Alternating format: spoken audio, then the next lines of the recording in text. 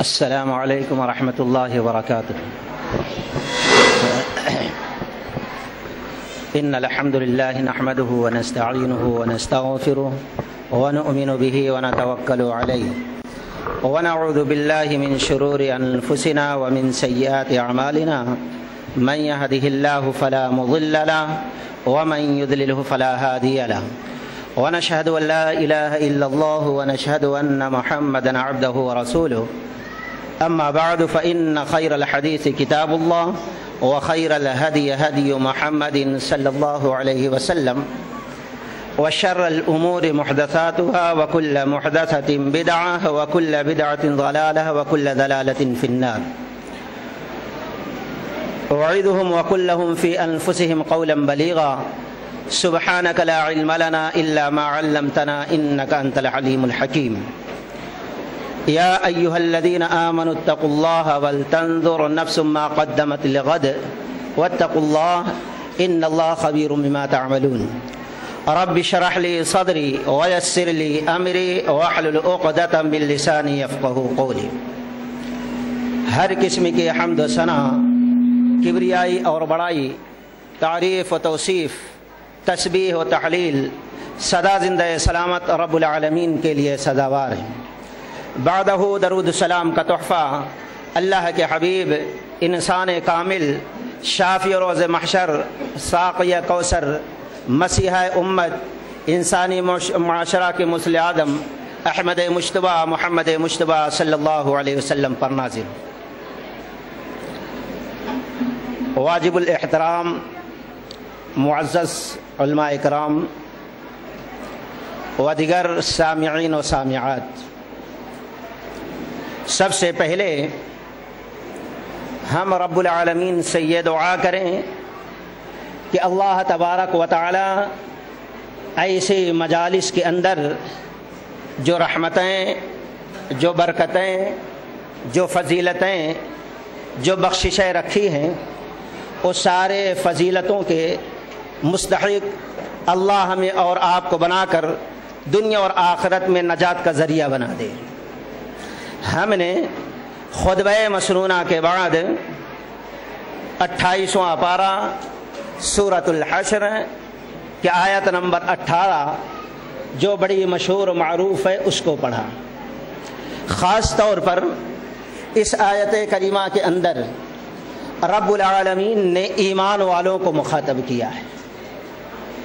یہ نقطہ یاد رکھنا چاہیے، جب رب العالمین قرآن مجید کے اندر صرف یا ایھا الذین آمنو کہے، ایمان والوں کو مخاطب کرے، تو کبھی کبھی ایسی چیز کا حکم دینا مقصد رہتا ہے کہ اگر انسان اس حکم کو نہ مانے تو اس کا ایمان خطرے میں پڑ جاتا ہے۔ اور کبھی کبھی رب العالمین یا ایھا الذین آمنو کہہ کر ایسے گناہوں سے، ایسے جرائم سے، ایسے خطاؤں سے روکنا چاہتا ہے۔ اگر انسان ان خطاؤں سے، ان گناہوں سے، ان جرائم سے نہ رکے تو اس کا ایمان خطرے میں پڑ جاتا ہے۔ تو یہاں پر رب العالمین نے یا ایھا الذین آمنو کہا، اور پھر پہلا حکم دیا اتقوا اللہ، اللہ تعالیٰ سے ڈرو، اور دوسری چیز کہی وَلْتَنْظُرْ نَفْسٌ مَّا قَدَّمَتْ لِغَدٍ، ذرا دیکھو کل کے دن کے لیے تم نے کیا بھیج رکھا ہے۔ کل کے دن سے مراد موت کے بعد کے لیے۔ یہاں رب العالمین نے کل کا لفظ استعمال کیا ہے، یعنی کسی کی موت بہت زیادہ دور نہیں ہے، بلکہ کب کس کی موت ہو جائے، کس کی زندگی کی شام ہو جائے، یہ رب کے سوا کسی کو پتہ نہیں ہے۔ اس لیے انسان کو ہمیشہ یاد رکھنا چاہیے، ہمیشہ یہ فکر کرنا چاہیے کہ مرنے کے بعد کون سے چیزیں کام آنے والی ہیں، ان چیزوں پر غور کرے، ان چیزوں کے کرنے کی کوشش کرتے رہے۔ پھر دوبارہ رب نے یہ حکم دینے کے بعد کہا واتقوا اللہ، دوبارہ کہا رب سے ڈر جاؤ، ان اللہ خبیر بما تعملون۔ جو کچھ تم کر رہے ہو اللہ تعالی اس سے باخبر ہے۔ یہ ہے آیت کریمہ کا مفہوم۔ اب کل کا دن انسان کا جو ہوتا ہے، کل کی شروعات جو ہوتی ہے وہ موت سے ہوتی ہے، اور موت کے بعد سب سے پہلی منزل جو انسان کے لیے ہوتی ہے وہ قبر ہے۔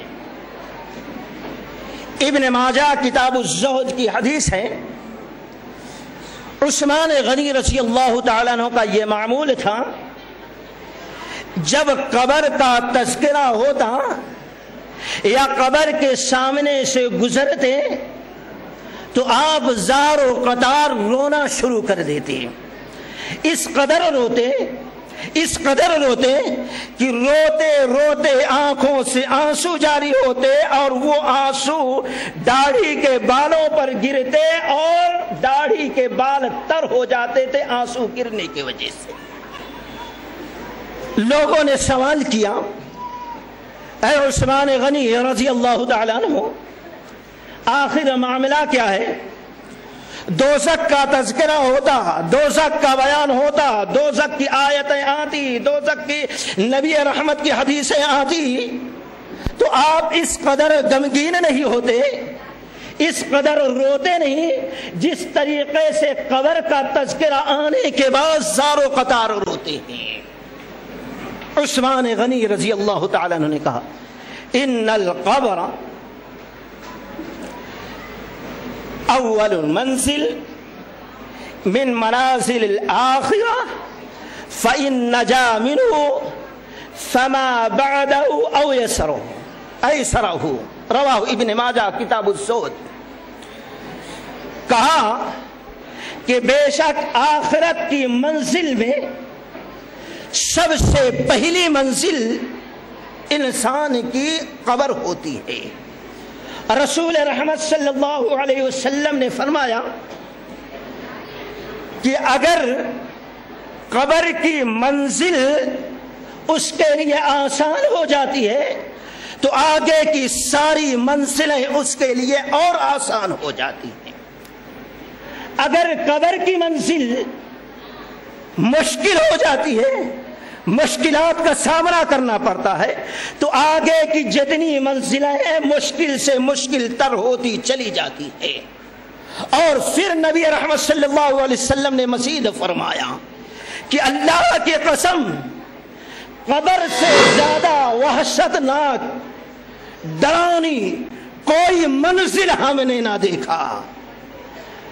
تو اس پہلی منزل کے بارے میں وہ مشہور معروف حدیث یاد رکھیے جو انسان کے مرنے کے بعد پہلی منزل ہوتی ہے۔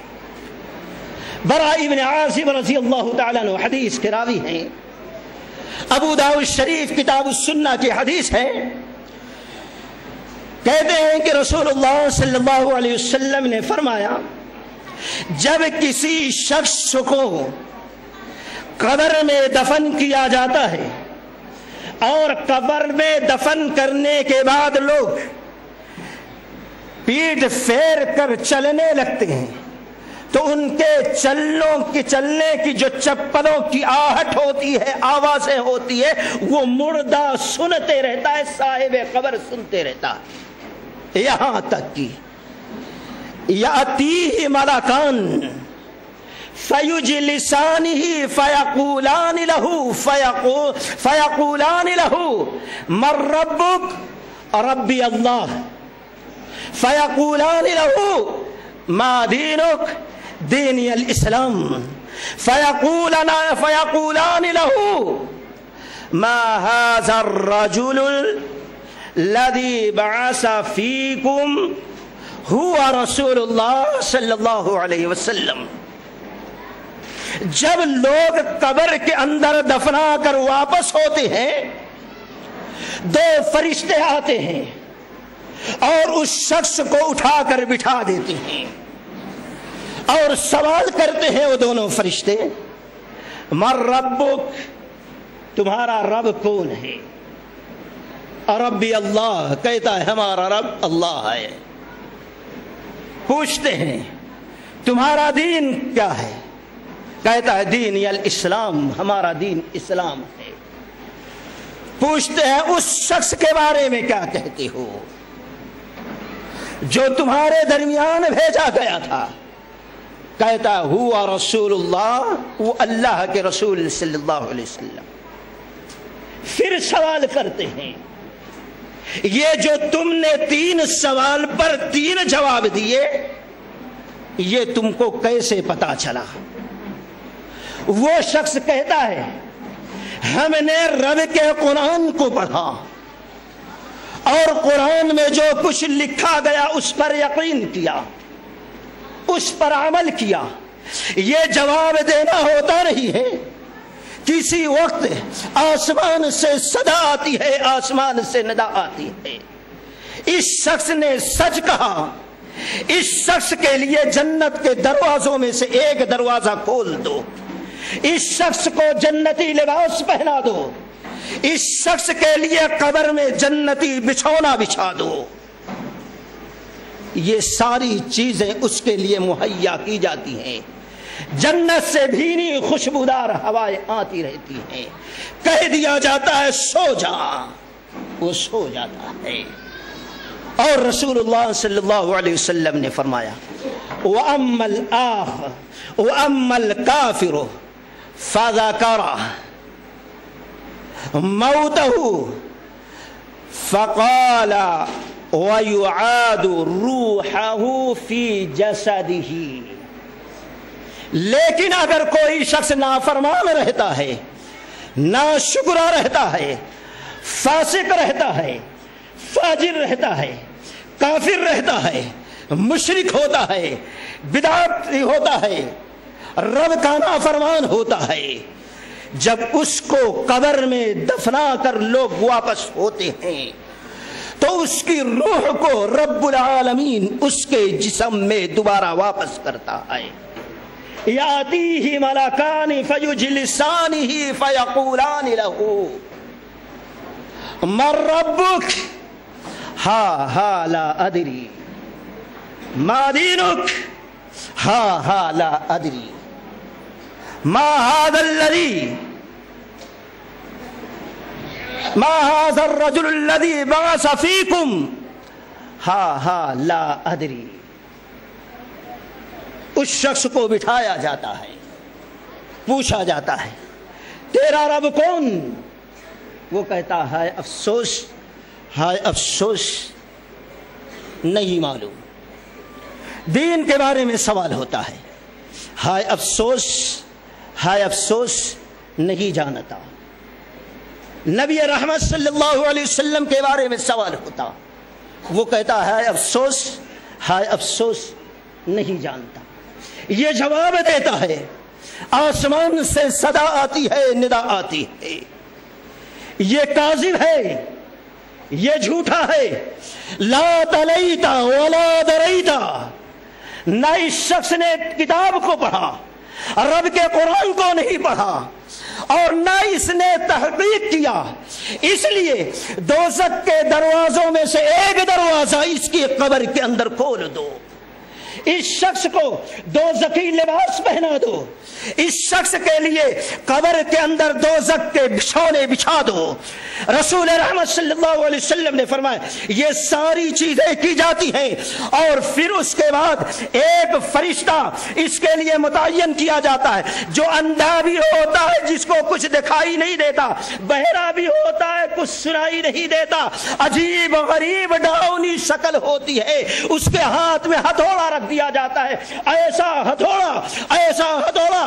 رب کے رسول صلی اللہ علیہ وسلم نے فرمایا اللہ کی قسم، اس ہتھوڑے کو دنیا کے سب سے بڑے پہاڑ پر وہ فرشتہ اگر مار دے تو وہ بڑا سا پہاڑ ریزہ ریزہ ہو کر مٹی ہو جائے گا۔